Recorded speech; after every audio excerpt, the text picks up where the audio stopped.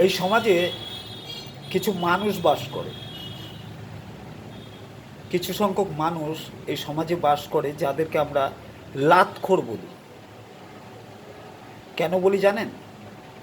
তার কারণ তারা লাজ, লজ্জা, ভয়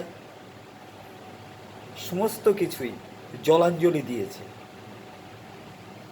তারা ভয়হীন, ডরহীন, লাজহীন, লজ্জাহীন।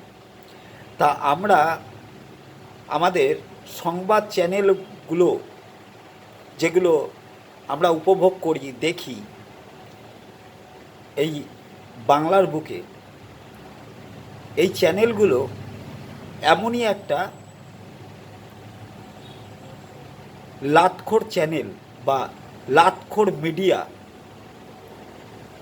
যাদের লাজ নেই, লজ্জা নেই, বিবেক নেই, অনুভূতি নেই।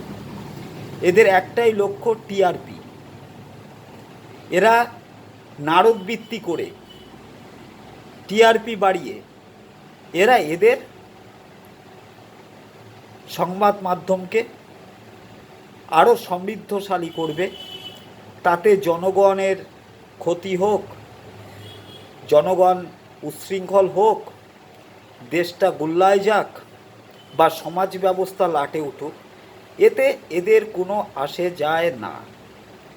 আমরা দেখতে পাচ্ছি আরজিকর হাসপাতালে যে মহিলা চিকিৎসকের নির্মম মৃত্যু, সেই মৃত্যু নিয়ে বিভিন্ন রকমের প্রতিবাদ, আন্দোলন এগুলো সংগঠিত হচ্ছে। তা সংবাদপত্রের বা সংবাদ মাধ্যমের বা সংবাদ চ্যানেলের বা মিডিয়ার একটা সভ্য দেশে তার একটা সামাজিক অবদান আছে। অবদান কি? যে সমাজকে সঠিক দিক নির্দেশ করা, সত্যকে তুলে ধরা, মিথ্যেকে জলাঞ্জলি দেওয়া বা মিথ্যেকে প্রকাশ করা।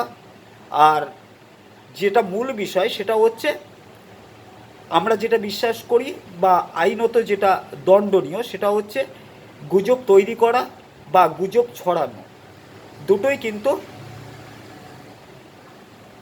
অপরাধ, যেটা সমাজকে কলুষিত করে এবং মিনিটের মধ্যে বা সেকেন্ডের মধ্যে একটা সমাজে একটা বিরাট আকারের বিশৃঙ্খলা সৃষ্টি করতে পারে। কিন্তু আমরা দেখতে পাই যে এই যে তথাকথিত মিডিয়াগুলো, এই মিডিয়াগুলো, নির্লজ্জ মিডিয়াগুলো, তাদের টিআরপি বা স্বার্থন্বেষী তাদের কার্যকলাপ জারি রাখার জন্য বিভিন্ন রাজনৈতিক মদতপুষ্ট।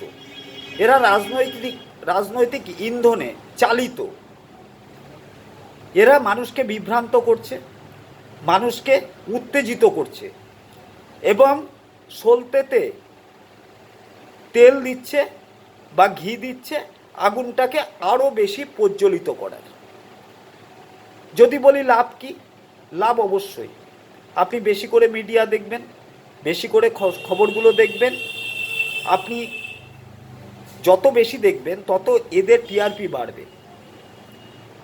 এই সংবাদ মাধ্যম এই বলেছে, ওই সংবাদ মাধ্যম এই সূত্র দিয়েছে। আর দেখবেন এরা যখন বিভিন্ন সংবাদ পরিবেশন করে একটা কথা বারবার করে বলে থাকে, এই খবরটা অসমর্থিত সূত্রে পাওয়া, এর কোনো সঠিকতা বা এর কোনো সত্যতা আমরা যাচাই করিনি।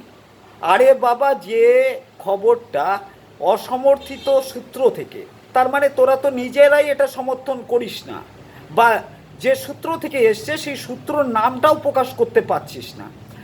আর যে খবর বা যে ঘটনার সত্যতা তোরা নিজেরাই যাচাই করিস নি, সেই ঘটনাটা মানুষের সামনে প্রচার করে বলবার কি আছে, আর বলবার উদ্দেশ্যটাও কি?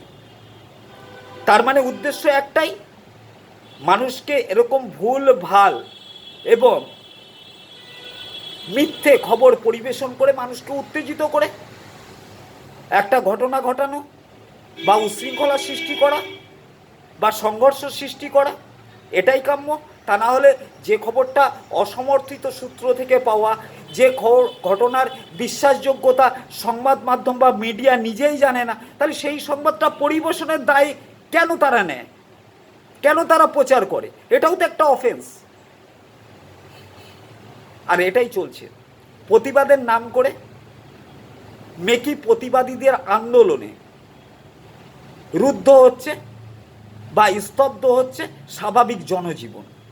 এমন কোনো ঘটনা ঘটেনি যে ঘটনাটা এটা পশ্চিমবঙ্গে বা বাংলাতে এই প্রথম ঘটলো, সারা পৃথিবীতে বা ভারতবর্ষে কোথাও ঘটেনি, এই প্রথম। তাই আন্দোলনে নেমে গেছে কিছু বুদ্ধিজীবী সাদা চুলওয়ালা লোক, যাদের সমাজে কোনো কাজে লাগে না, সমাজে তাদের কোনো কাজ নেই। আপনারা শুনে দেখবেন, যারা আজ রাস্তায় নেমেছে তারা জীবনে কজনকে, কটা আর্ত মানুষকে, কটা অবহেলিত মানুষকে, কটা রোগাক্রান্ত মানুষকে হসপিটালে নিয়ে গেছে চিকিৎসার জন্য। পথের প্রান্তে পড়ে থাকা কটা অনাথ শিশুকে একটু খাবার এনে দিয়েছে বা খাবার কিনে দিয়েছে। কটা এই শীতকালে যে ভিখারি বা যে যারা ভিক্ষা করে একটা শীর্ণ কাপড়ে রাস্তায় শুয়ে থাকে, কজনকে একটা কাপড় বা গরম বস্ত্র কিনে দিয়েছে। আর সমাজসেবী শিখেছে, সেজেছে, মানবিকতা দেখাচ্ছে। এদের হাতরসে মানবতা ছিল না, এদের উন্নাওতে মানবতা ছিল না, এদের সিঙ্গুরে মানবতা ছিল না। সম্প্রতি যে সাবির মল্লিক মারা গেছে গণপিটুনিতে হরিয়ানাতে, শুধু সন্দেহের বসে যে সে গরু ভক্ষক, তার জন্য এদের বেদনা আসে না, এদের চোখের জল পড়ে না। এরা আন্দোলন করছে। এদের আন্দোলনটা কিসে সেটা আমরা বুঝি না। এদের আন্দোলন হচ্ছে ক্ষমতার আন্দোলন। ক্ষমতার লোভটা এদের পেয়ে বসেছে। এরা স্বপ্ন দেখতে শুরু করেছে। পাশের দেশটায় দেখেছে এরা আন্দোলন করে একটা সরকারকে ক্ষমতাচ্যুত করা গেছে বা করা হয়েছে। এদের এখন স্বপ্নে বিভোর যে এরাও বাংলায় ক্ষমতা আরোহণ করবে। পিছনে রাজনৈতিক দল আছে, তাদের ঝান্ডাগুলো পকেটে গুজে নিয়ে আজ মেকি আন্দোলনে রাজপথকে মুখরিত করছে আর সেলফি তুলছে। ধিক্কার জানাই, লজ্জাজনক এই আন্দোলন।